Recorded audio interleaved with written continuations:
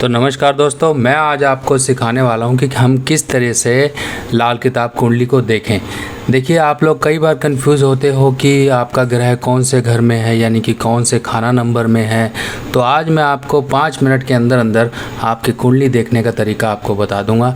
अगर आप सुनते हो वीडियोस वगैरह तो आपको ईजिली अपनी कुंडली में कौन सा ग्रह किस भाव में यानी कि खाने में बैठा हुआ है उसको देखने समझने में काफ़ी आसानी होगी।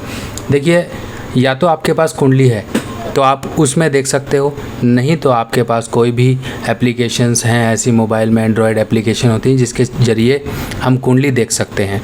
तो यहाँ पर देख लीजिए कि यहाँ पर 3 तरह की कुंडलियाँ मैंने आपको पेपर पे ड्रॉ करके दिखाई हैं। देखिए, पहली तो है लगन कुंडली। लगन कुंडली से ही लाल किताब कुंडली बनेगी। और ये लाल किताब कुंडली कैसे बनेगी ये मैं आपको समझा देता हूँ। बिल्कुल सिंपल है, कुछ नहीं टेंशन इसमें है। एकदम आप एक बार नज़र में इसको देखोगे तो आपको पता लग जाएगा कि हमें कैसे देखना है कि हमारा ग्रह किस घर में है। देखिए, आपके पास जो कुंडली होगी, अगर आपके बर्थ के समय कुंडली बनाई गई हो तो उसमें आप देखो, नहीं तो आप अपनी किसी भी तरह से मोबाइल ऐप उसमें डाउनलोड करिए और उसमें अपनी डेट ऑफ बर्थ वगैरह डिटेल वगैरह डाल के आप वो कुंडली आपको बनाकर दे देगी एप्लीकेशन। और उसी अनुसार आपने क्या करना है, सबसे पहले देखिए यहाँ पर ऐसे कुंडली बनकर आएगी जिसे हम लगन कुंडली भी बोलते हैं या D1 चार्ट भी बोलते हैं। लगन कुंडली, D1 चार्ट या लग्न कुंडली ऐसे लिखा हुआ आएगा तो आपको वहीं से ही पता लग जाएगा कि अब मुझे क्या करना है। तो वहाँ पर देखिए ऐसे राशियाँ लिखी होंगी, जैसे इसको लगन बोलते हैं, जो सेंटर का बिल्कुल सेंटर का पार्ट है, यानी कि ये घर होते हैं। ये कुंडली के जो आपको बॉक्स दिखाई दे रहे हैं इन्हें घर बोला जाता है। लाल किताब में इन्हीं को खाना, यानी कि खाना किस खाने में, इसको खाना बोला जाता है, किस खाने में कौन सा ग्रह बैठा हुआ है। अब लगन को ही हम देखेंगे तो लगन में यहाँ पर 5 नंबर लिखा हुआ है। 5 नंबर यानी कि सिंह राशि होती है। राशियाँ 12 होती हैं। पहली राशि से स्टार्ट होता है। पहली राशि मेष, दूसरी वृषभ, तीसरी मिथुन और चौथी कर्क, 5वीं सिंह, 6ठी कन्या, 7वीं तुला, 8वीं वृश्चिक, 9वीं धनु और 10वीं मकर, 11वीं कुंभ। 12 राशि जो 12 नंबर होती है वो मीन यानी कि पाइसिस। तो इस तरह से राशियाँ लिखी होंगी। अब राशियाँ लिखी होंगी तो आप देख लीजिए कि 5वीं राशि सिंह में सूर्य बुध बैठा हुआ है। इस तरह से सब लिखा होगा। पर हमें यहाँ पर लाल किताब की यही खासियत है कि हमें राशियों को तो देखना ही नहीं है, हमें सिर्फ़ और सिर्फ देखना है कि कौन सा ग्रह किस खाने में किस भाव में बैठा हुआ है। इसी तरीके से आपको देखोगे उस ऐप में, मोबाइल ऐप में, तो आपको चंद्र कुंडली भी दिखेगी। चंद्र कुंडली भी दिखेगी आपको यहाँ पर क्योंकि बहुत सारी कुंडलियाँ होती हैं, षोडश वर्ग होते हैं, बहुत सारे कुंडलियाँ होती हैं। इनके चक्रों में नहीं पड़ना है हमको।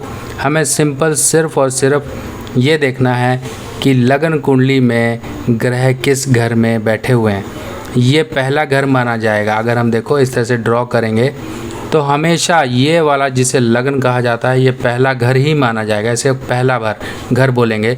जैसे कि मैं कई बार बोलता हूँ कि बृहस्पति 10वें भाव में या 10वें खाने में, तो 10वां खाना यही होगा। आपको कुछ और नहीं देखना, चाहे कुछ भी लिखा हो। जैसे यहाँ पे देखिए 10वें खाने में 2 नंबर राशि लिखी है। आपने राशि को भूल जाना है, आपने सिर्फ़ और सिर्फ यही देखना है कि 10वें खाने में क्या है।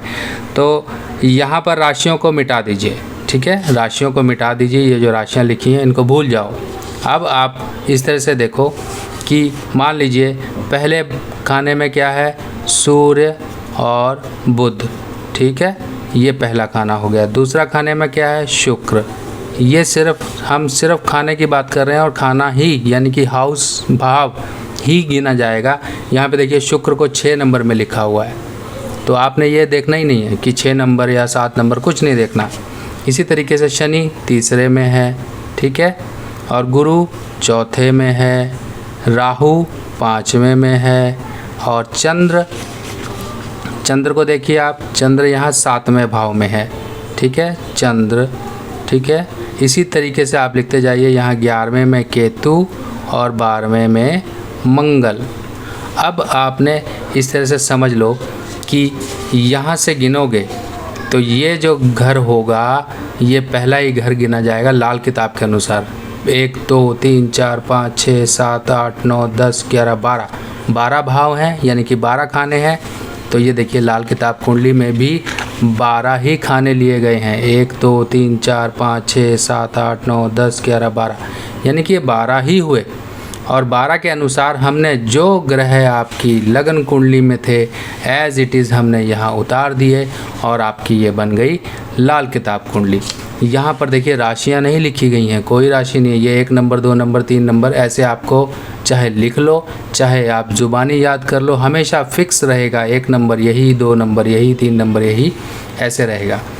अब ये लाल किताब कुंडली बनेगी लगन कुंडली के अनुसार ही। अब कई बार ऐसा होता है कि आप ये देखते हो कि मेरी साढ़े सती क्या है, मेरी राशि क्या है, वो तो आप लगन कुंडली में भी देख सकते हो। देखिए चंद्र जहाँ पर बैठा होगा, जिस राशि में बैठा होगा उस राशि का स्वामी, मान लीजिए यहाँ पर 11 नंबर लिखा, तो 11 नंबर राशि होती है एक्वेरियस यानी कि कुंभ राशि। और चंद्र कुंडली भी ऐसे ही बनती है। चंद्र कुंडली के लिए सीधा सा हिसाब करते हैं, कुंडली बनाओ खाली और यहाँ से चंद्र जहाँ बैठा है लगन में बिठा कर बाकी ग्रह उसी तरतीब से बिठा दो तो आपकी चंद्र कुंडली बन गई। ये एक पारंपरिक यानी कि वैदिक के अनुसार की कुंडली लगन कुंडली और चंद्र कुंडली है। पर आपको समझनी है लाल किताब कुंडली इस तरीके से बनेगी। अब मान लीजिए मैं कहता हूँ कि आपकी कुंडली में चंद्र 10वें भाव में है, तो 10वां भाव कौन सा होगा आप बताइए। कि आपने समझ ही लिया इतना, तो 10वां भाव सीधा सा वही लॉजिक अपनाना है। 10वां भाव यही है, 10वां खाना यही है, 10th हाउस यही है। क्योंकि लाल किताब कुंडली काल पुरुष कुंडली के अनुसार चलती है। काल पुरुष कुंडली का मतलब ही यही है, पहला भाव, दूसरा भाव, तीसरा भाव, चौथा भाव, 5वां, 6वां, 7वां, 8वां, 9वां, 10वां, 11, 12, इस तरीके से ये भाव हमने फिक्स रखने हैं।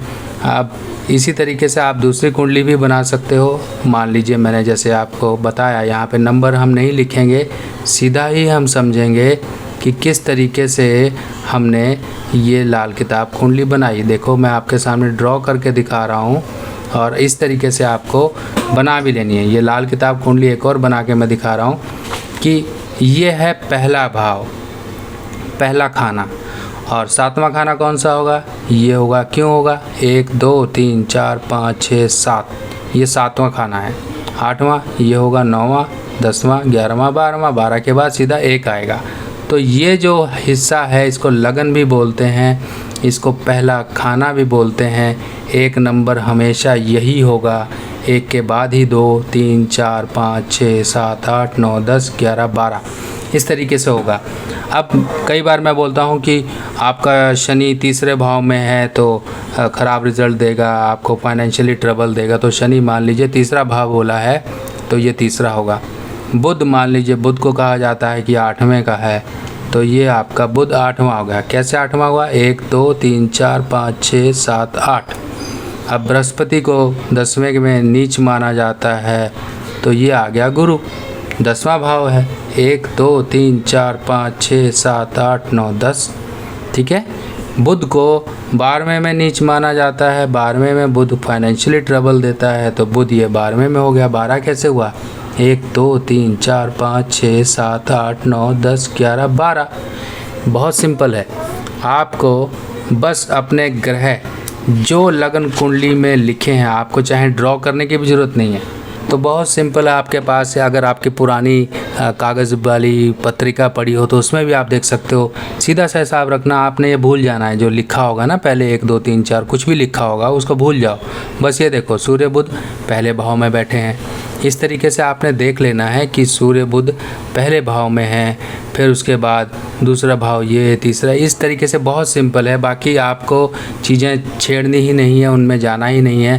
पहले आप एक चीज़ को समझ लो, उसके बाद चंद्र कुंडली भी आप बना सकते हो। पर यहाँ पर लाल किताब में हमें ना तो लगन कुंडली को देखना ना ही चंद्र कुंडली को देखना, हमें तो सिर्फ़ और सिर्फ सिंपल कुंडली देखनी है जिसमें सब कुछ फिक्स होता है, कभी बदलता नहीं है। 1 नंबर यही रहेगा, 2 नंबर यही रहेगा।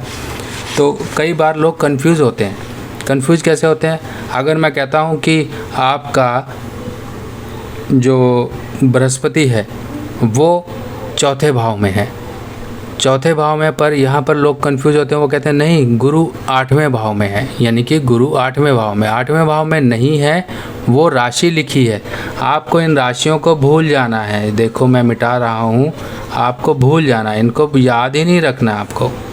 सिंपल आपको क्या याद रखना है, 1 2 3 4, यानी कि गुरु चौथे भाव में है, यहाँ पर उच्च राशि का गुरु है। सिंपल और सिंपल यही याद रखिए कि 1 2 3 4 5 6 7 8 9 10 11 12, बस आपकी कोई कन्फ्यूजन नहीं रहेगी। तो दोस्तों आपको लोगों को ये वीडियो पोस्ट काफ़ी हेल्प करेगी लाल किताब कुंडली और लाल किताब उपाय समझने में। तो बाकी और नई इन्फॉर्मेशन के साथ मैं आपके सामने फिर दोबारा हाजिर होऊंगा। तब तक के लिए अपने सुभाष भाई को आज्ञा दीजिए। नमस्कार।